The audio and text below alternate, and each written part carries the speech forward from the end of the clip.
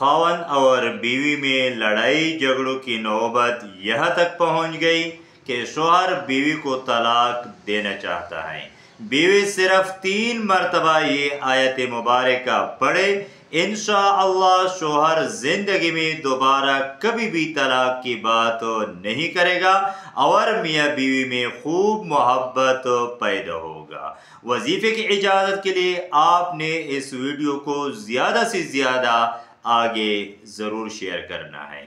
بیوی نے کرنا یہ ہے کہ ہر نماز کے بعد یہ آیت مبارکہ بسم اللہ الرحمن الرحیم واللہ اشد بأسا واشد تنکیلا 3 مرتبہ اول و آخر درود شریف کے ساتھ پڑھنی ہے، اپنے سینے پر پھونک مارنی ہے، ہر نماز کے بعد یہ وظیفہ کرنا ہے۔